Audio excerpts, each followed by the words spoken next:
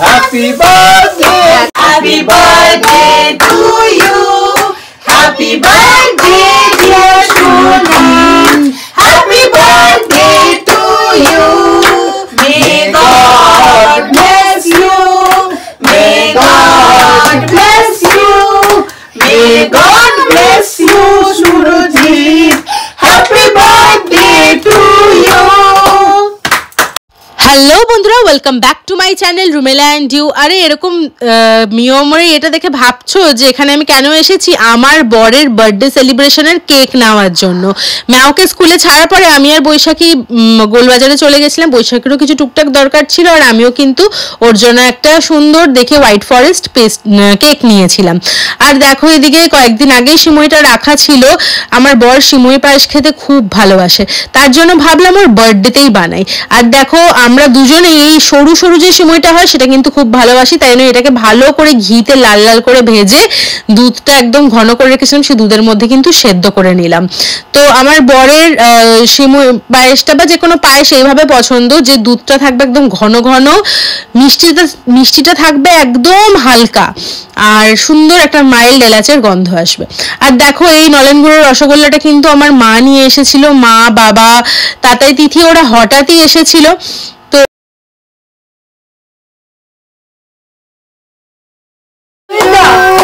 happy birthday to you. Happy birthday, dear Surojit. Happy birthday to you. Happy birthday, dear Shuni. Happy birthday to you. May God bless you. May God bless you.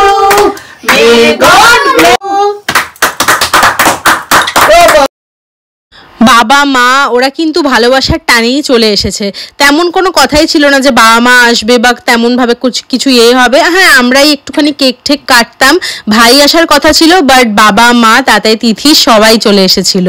তো দেখো, তারপরে এখানে সবাইকে কিন্তু cake ঠেক খাইয়ে দিলাম, পায়েস বানিয়েছিলাম, পায়েস খাওয়ালাম, মা বাবা সবাই খাওয়ালো, ম্যাও খাওয়ালো। আর সুরজিৎ প্রচন্ড টায়ার্ড ছিল, অনেক রাত করে বাড়িতে এসেছিল, এমনি ওর অনেক লেট হয়ে যায় অফিস থেকে ফিরতে ফিরতে। তারপরে রাত 12টার পরে এতক্ষণ ধরে কেক কাটিং সেলিব্রেশন। তো দেখো, এটা কিন্তু পরের দিন সকালবেলা। আর যেই আউটফিটটা তুমি ওর দেখতে পাচ্ছ, জ্যাকেটটা ডেফিনেটলি বাদ দিয়ে, জ্যাকেটটা অনেকটাই পুরনো, যে আউটফিটটা দেখতে পাচ্ছ, শার্ট প্যান্ট এই সমস্তটা কিছুই আমি কিন্তু গিফট করেছিলাম সুরজিৎকে। আর যেই জুতোটা তোমরা দেখতে পেলে, সেই জুতোটা কিন্তু আমার মা গিফট করেছিল সুরজিৎকে। তো তারপরে দেখো, ও যাওয়ার সময় বলে গেছিল যে বাবা মা আছে, আমি তো এখন থাকতে পারবো না, আমি রাত্রে এসেই খাওয়া দাওয়া করবো, বা আমার জন্য কিন্তু একটু মাংস নিয়ে এসো।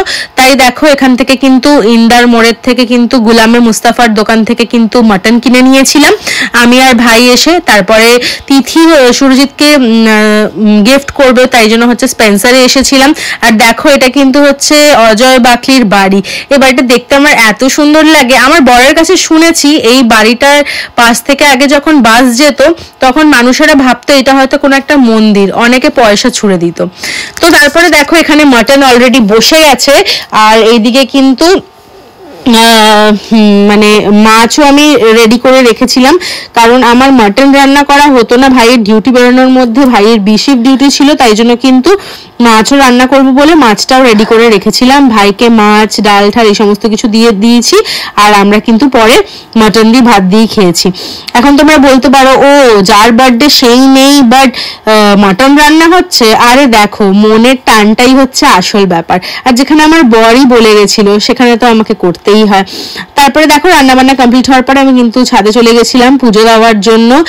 তোমরা দেখতে পেয়েছিলে, মিষ্টির দোকানে গেছিলাম মিষ্টি আনার জন্য। মিষ্টি অনেক বাড়িতে আনা হয়েছিল, বাট ঠাকুরের জন্য মিষ্টিটা তখন আনতে গেছিলাম। তো চুড়িতে সব ফেভারিট মিষ্টিগুলো ঠাকুরকে দেওয়া হয়েছিল।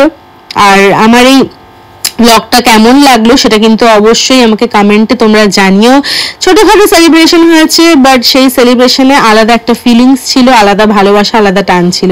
মা যেহেতু টিউশন পড়ায়, মাকে তো চলে যেতেই হতো, গিয়ে আবার টিউশন ছিল মায়ের। ম্যাও এখানে সবাইকেই খুব মিস করছিল। তো তারপরে দেখো মা দূরে গিয়েও টাটা টাটা করে যাচ্ছে আর ম্যাও এখান থেকে।